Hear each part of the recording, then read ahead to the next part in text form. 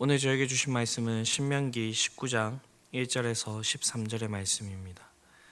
신명기 19장 1절에서 13절의 말씀을 저와 여러분들이 합독해서 함께 읽어보도록 하겠습니다.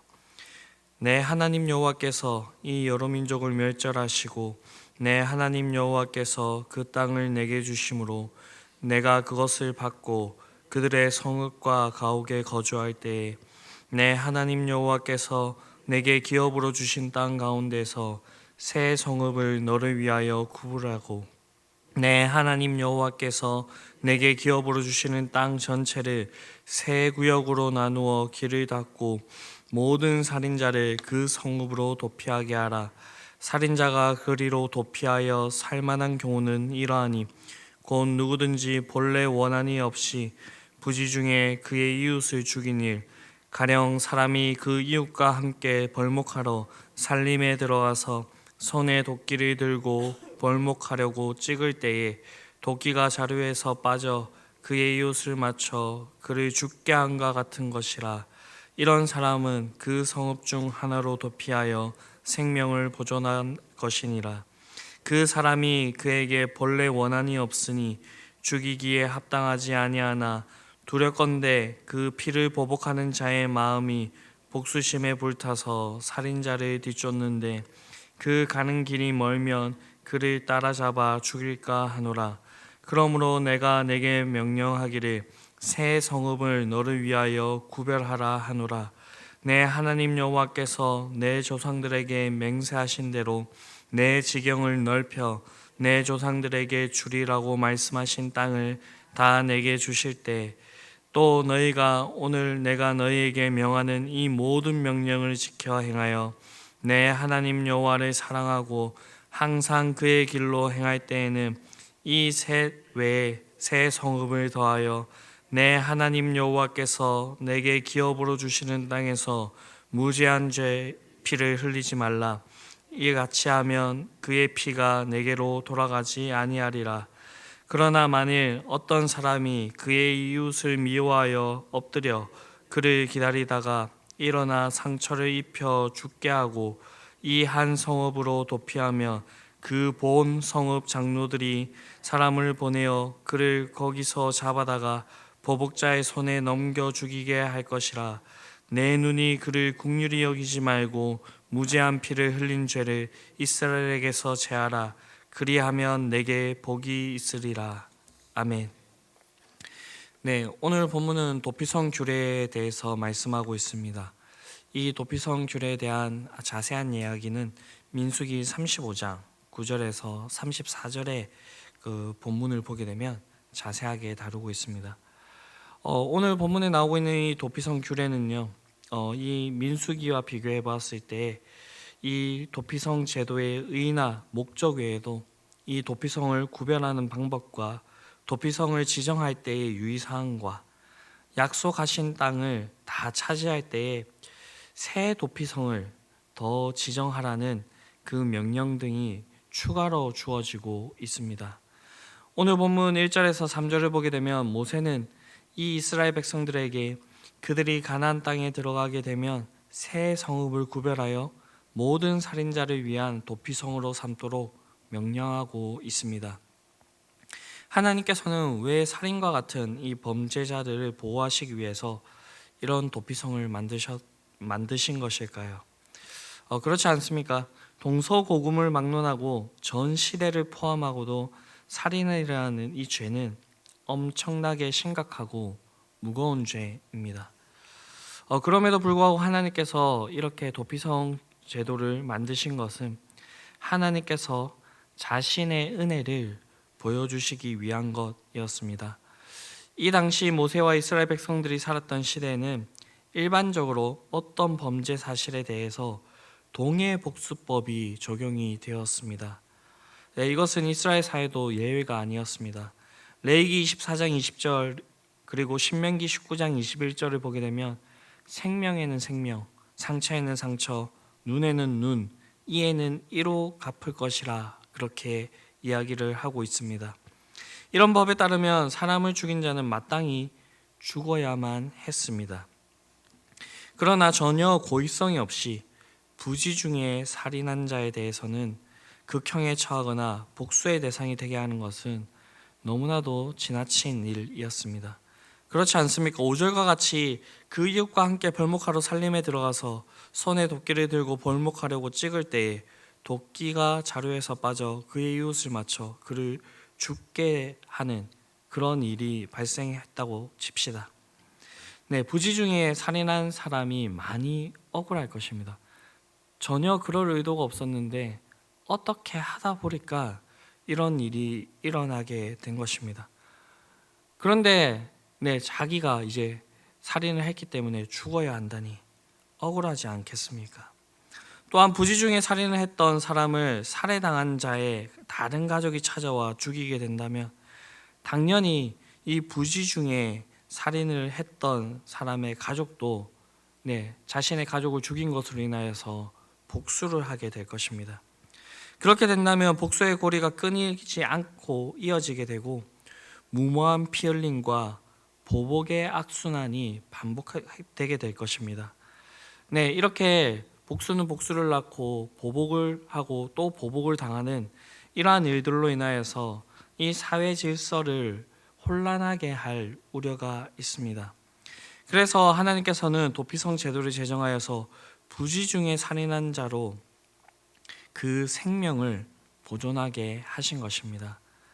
그러나 이렇게 부지 중에 살인한 그 경우를 말고는 내 본성의 장로들이 사람을 보내어서 그 사람을 잡아다가 그 보복자들에게 그 가족들에게 넘겨주라라고 하시는 그런 이제 규례를 통하여서 하나님께서는 죄를 이렇게 미워하시지만 어쩔 수 없는 그 부지 중에 일어나는 그러한 일에 대해서 하나님께서 용서하시는 은혜를 베푸시는 분이심에 대해서 그렇게 말씀하고 있습니다.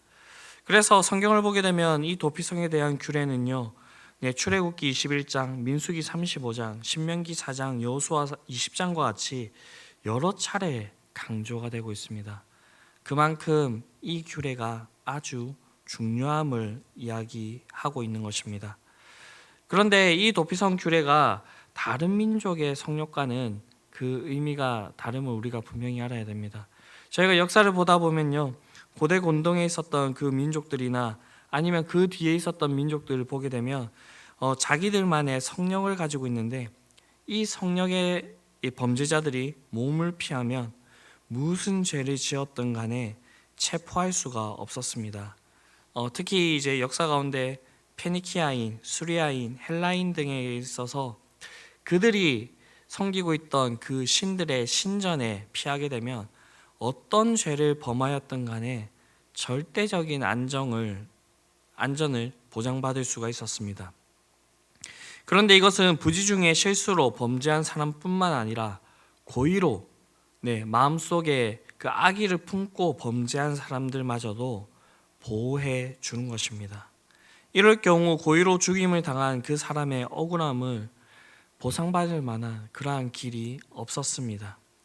그뿐만 아니라 살인과 같은 이 엄청난 범죄를 무서워하지 않는 그저 사람을 죽이고 그것으로 피하면 된다라고 하는 인식을 심어줄 수 있는 그런 문제도 있기 때문에 많은 문제들을 야기시킬 수가 있습니다.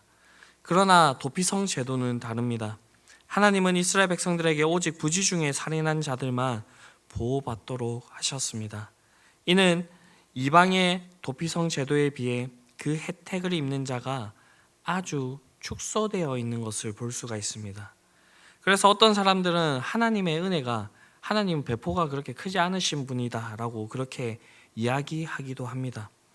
그러나 이것은 오히려 하나님께서 모든 생명을 귀하게 여기시는 분이심을 알게 해주는 것입니다. 만일 고이든 비고이든 모든 살인자로 하여금 도피성에 피하기만 한다면, 무조건 살게 해준다면 과연 그 죽은 사람의 억울함은 어떻게 해결해 줄 수 있겠습니까? 하나님은 힘센 사람들만의 하나님이시고 약한 사람들의 하나님은 아니십니까? 그건 아닙니다. 오히려 성경을 보게 되면요, 하나님께서는요 오히려 약한 자들에게 더욱더 관심을 가지고 있는 것을 볼 수가 있습니다. 하나님은 고아와 과부를 돌보시며 억울한 자들의 상한 심령을 신원해 주시기를 기뻐하시는 분이라고 그렇게 얘기를 하고 있습니다. 그래서 이 도피성 제도에 있어서 내 부지 중에 살인한 자들만 보호를 받을 수 있는 이러한 사실이 아주 중요하다라는 것입니다. 어떻게 보면 이 부지 중에 살인한 그 사람들도 큰 피해자였다고 할 수가 있겠습니다. 자기가 원치 않은 일을 저지름으로 말미암아 쫓기게 되었고 생명마저도 이렇게 위협받아야 했으며 자기가 살고 있던 그 삶의 모든 터전들을 버리고 이 도피성으로 피난 가야 됐기 때문입니다. 그래서 하나님께서는 이 도피성 제도를 만드시고요, 그러한 사람들이 그들의 생명을 보존할 수 있도록 그렇게 만들어 주신 것입니다. 또한 이 도피성 제도는요, 구속사적으로도 아주 큰 의미를 가집니다. 도피성 제도는 불가항력적인 죄악으로 인하여서 죽을 수밖에 없었던 우리들이 이 유일한 도피처가 되시는, 도피성이 되시는 예수님께로 피신하여서 그 은혜 아래 있다고 한다면 구원을 받게 되는 그 진리를 보여주기 때문입니다. 사실 모든 사람들이 하나님 은혜가 없이는 살 수 없는 그런 존재들입니다. 성경에서 분명히 하나님 앞에서 의는 없나니 하나도 없다라고 그렇게 선포하고 있습니다. 누가 하나님 앞에서 스스로 의로울 수가 있겠습니까? 누가 하나님에 의해 도달할 수 있겠습니까? 그래서 이 도피성 규례는 오늘날 우리에게도 은혜가 되는 것입니다. 오늘 본문에서 우리가 주목해야 될 것은요, 부지 중에 살인한 자가 생명을 보존하기 위해서는 오직 도피성으로 피해야 한다는 사실을 우리가 기억해야 됩니다. 인간적인 생각으로는 피해 보복자가 찾아오기 어려운 그런 깊은 산속이나 아니면 아무도 찾지 않는 그런 동굴에 숨어야 된다, 아니면 먼 이방 나라로 그렇게 도망가야지 우리가 안전할 수 있다라고 생각될 수 있겠지만, 그곳에 피하게 되면 누명을 쓰거나 부지 중에 살인한 경우 결백을 입증하여서 그 책임에서 벗어날 수 있는 길이 없게 되는 것입니다. 또한 언제든지 피해 보복자가 자신을 쫓아와서 죽일 수 있다라고 하는 그런 이제 생각에 하루라도 마음 편히 그렇게 지내지 못할 것입니다. 그러나 오직 도피성으로 피하게 되면 그 모든 두려움과 불안으로부터 자유로울 수가 있습니다. 왜냐하면 이 도피성 규례를 아주 자세하게 설명해 주고 있는 민수기 35장을 보게 되면 이 도피성은 성소의 제단에서 죄를 용서받는 것 같이 범죄한 사람들이 그 성에 살면서 자신의 죄를 이렇게 용서받을 수 있는 그런 역할들을 했기 때문입니다. 그리고 그곳에서는 복수가 절대 용납되지 않았기 때문입니다. 이것은 오늘날 원치 않는 이 죄로 인하여서 죽을 수밖에 없던 상황에 처해진 우리 모든 사람들이 유일한 구원의 길인 예수님께로 나아가면 모든 문제가 해결되는 것 같다고 할 수가 있습니다. 오늘 본문 3절을 보게 되면 이스라엘 땅을 3구역으로 나누어서 그 중심에 도피성을 두되 그 길을 닦으라라고 그렇게 얘기를 하고 있습니다. 이는 도피성에 이르는 길이 되도록 단축됨으로써 누구든지 쉽게 그 도피성으로 갈 수 있게 함으로써 그곳으로 피신해야 할 사람들이 죽음을 면할 수 있도록 한 것입니다. 유대 전승에 따르면 당시 도피성에 이르는 도로의 폭은요, 약 14m 가량 되는 아주 큰 길이었고요. 그리고 일정한 그 지점마다 방향을 표시하는 편말을 세워두었는데 거기에는 도피성이라고 하는 큰 글자를 새겨 놓도록 했다고 합니다. 이는 누구든지 쉽게 그 길을 찾아갈 수 있도록 하기 위함입니다. 오늘날 우리의 영혼의 도피성이 되시는 예수님께 나아가는 그 길도 아주 크고요, 누구든지 쉽게 나아갈 수 있는 길입니다.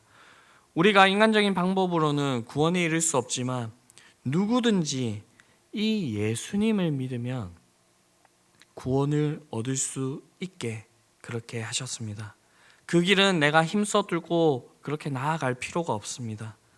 예수님께서 친히 닦아 놓으셨기 때문에 누구든지 예수님만 믿으면 예수님께서 닦아 놓은 그 길을 우리가 나아갈 수 있게 된다라는 것입니다. 사랑하는 성도 여러분, 우리 모두는 도피성이 없이는 정죄함을 받고 영원한 죽음에 처해질 수밖에 없는 그러한 존재들이었습니다. 사도 바울이 말한 것처럼 사람은 누구나 다 죄악에서 자유로울 수 없을 뿐만 아니라 원하는 바 선을 행할 수도 없고요, 원하지 않는 바 악을 이게 우리가 행하지 않을 수 없다라고 그렇게 말씀하고 있습니다. 하나님께서는 은혜로우신 분이셔서 우리가 피할 수 있는 이 도피성을 마련해 주셨습니다. 그 도피성은 바로 예수 그리스도입니다. 우리 영혼의 유일한 도피성이 되시는 이 예수님을 더욱더 온전히 의지하고 이 예수님을 통하여서 구원을 받고 죄의 정죄함으로부터 자유로울 수 있는 저와 여러분들이 될 수 있게 되기를 바랍니다. 그리고 죄 용서와 참된 평안도 누리실 수 있는 저와 여러분들이 될 수 있게 되기를 간절히 바랍니다. 기도하시겠습니다. 사랑과 은혜가 풍성하신 아버지 하나님, 영원한 죄악 가운데에서 죽어야 할 우리들을 사랑하여 주셔서 우리에게 한없는 은혜를 베풀어 주심에 감사를 드립니다.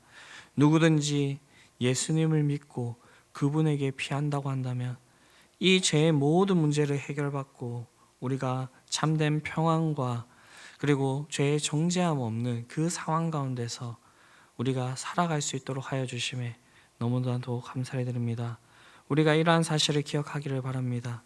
그리고 우리뿐만 아니라 우리 주변에 아직 예수님을 알지 못하는 자들에게 우리가 이러한 사실들을 전하는 자들이 되기를 원합니다.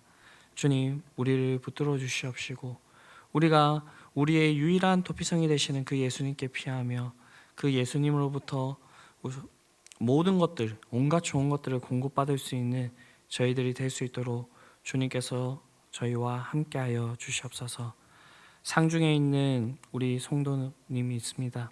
하나님 아버지, 그 모든 상 가운데에 함께하여 주시고 무엇보다도 그 마음속에 주님을 향한 그 믿음과 주님께서 주시는 위로가 가득하기를 원합니다. 오늘 저희가 가서 주님의 위로를 전할 때 우리와 함께하여 주시고 우리는 잠시 있다 오지만 주님께서 그곳에 남으셔서 그들의 마음속에 참된 위로를 더하여 주시옵소서. 이 모든 말씀 우리를 구원하신 예수 그리스도의 이름으로 기도드립니다. 아멘.